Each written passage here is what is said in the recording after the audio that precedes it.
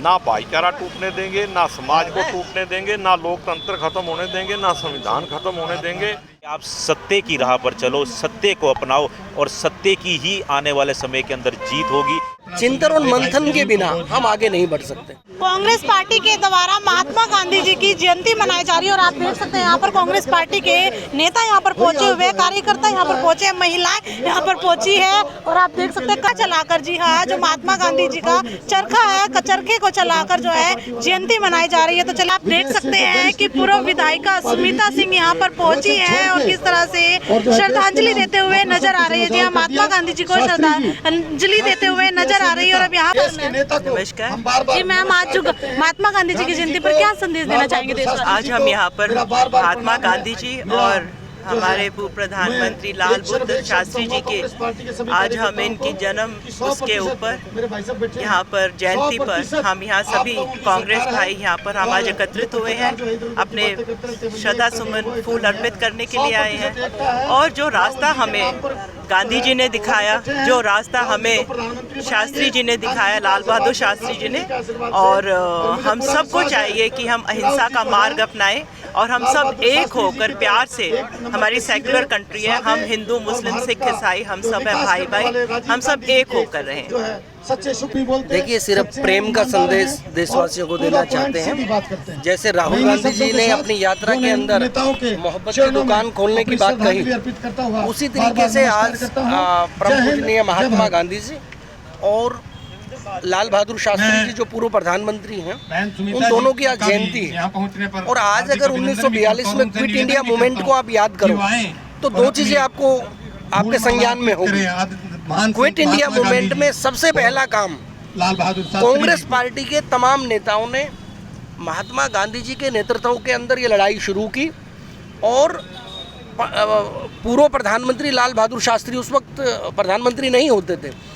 इस यात्रा को जब अन्य नेताओं को जेल के अंदर डाल दिया गया तो आगे लेके गए और क्विट इंडिया मूवमेंट को, भारत छोड़ो आंदोलन को रोकने वाले श्यामा प्रसाद मुखर्जी जो पश्चिमी बंगाल में लगातार अंग्रेजी हुकूमत को पत्र लिख रहे थे कि क्विट इंडिया मूवमेंट को कैसे रोका जाए। तो आज दो विचारधाराओं की लड़ाई है, एक सर्वोदय की विचारधारा है, एक वर्चस्व की विचारधारा है। हम लगातार कांग्रेस के लोग सर्वोदय की विचारधारा के साथ आगे जाते हैं। तो महात्मा गांधी जी एक दर्शन है, महात्मा गांधी जी एक वो विचार है जो पूरी दुनिया को एक रास्ता दिखाने वाला विचार है। दूसरी तरफ एक ऐसी विचारधारा जो उनको मारने वाले नथुराम गोडसे की विचारधारा है, जो हिंसा को बढ़ावा देती है। तो आज हमें सीधे तौर पे हम ये आह्वान भी करेंगे कि यहाँ पर बैठ के सभी कांग्रेस जनों ने मिलकर सर्वधर्म प्रार्थना की।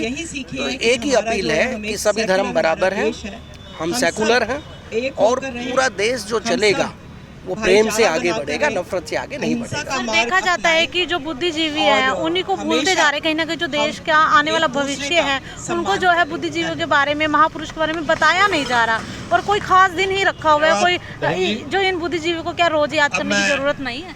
देखो, बड़े बड़े सेमिनार्स की जरूरत है, चिंतन की जरूरत है। चिंतन और मंथन के बिना हम आगे नहीं बढ़ सकते।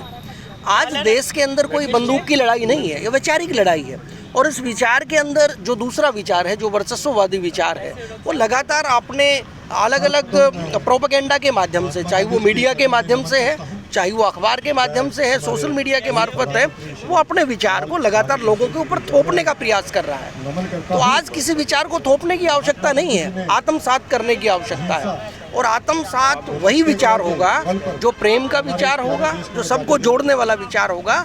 तोड़ने वाला विचार कभी आगे नहीं बढ़ सकता। आज हमारे बहुत ही जो सत्य की राह पर चलने वाले हमारे बहुत ही प्रिय नेता जो देश के महात्मा गांधी जी और शास्त्री जी की आज जयंती है, जिस उपलक्ष्य में आज सभी कांग्रेस कार्यकर्ता आज महात्मा गांधी चौक करनाल पर पहुंचकर उन्हें श्रद्धा सुमन अपने अर्पित करने पहुंचे हैं। और जिस प्रकार से उनका संदेश जो देश के लोगों के लिए था कि भी हमें सत्य के राह पर चलकर देश को आगे बढ़ाना है, इस देश की तरक्की सत्य के राह पर चलकर ही हो सकती है।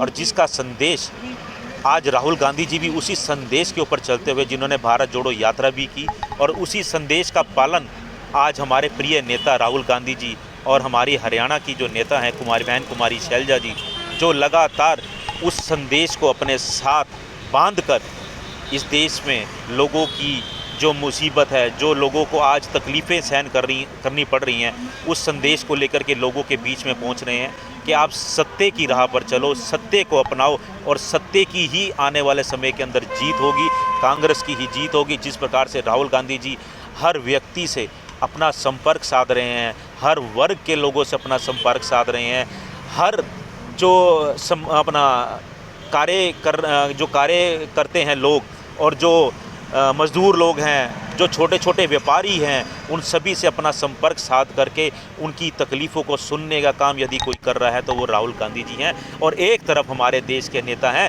जो आपकी मीडिया के सवाल देने से, जवाब देने से भी बचते हैं, आपके सवालों को सुनने से भी परहेज करते हैं ताकि उन्हें कहीं जवाब ना देना पड़ जाए। क्योंकि वाकई में ही जो धरती के ऊपर और जो हिंदुस्तान के अंदर आज इतिहास, ये जो भ्रष्टाचार का, नफ़रत का, बेरोजगारी का जो इतिहास भारतीय जनता पार्टी ने लिख दिया है, उस इतिहास को बता पाना इस सरकार के लिए बहुत मुश्किल है। क्यों?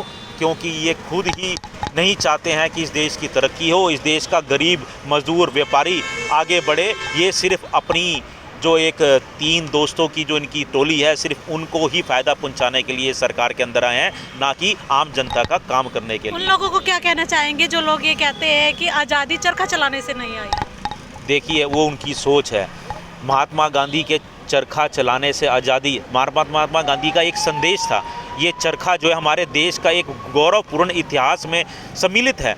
भी किस प्रकार से कि भी हम पहले, जो आप जानते होंगे किस प्रकार हम लोग, अब तो आजकल की ये लोग जो जीन्स और ये टी-शर्ट्स आ गई हैं, लेकिन उससे पहले जो ज़माना था कभी का, तो उसके अंदर खादी के कपड़ों का इस्तेमाल होता था, खादी के पजामे होते थे, खादी की धोती होती थी, इस प्रकार के सूती के कपड़ों का इस्तेमाल किया जाता था।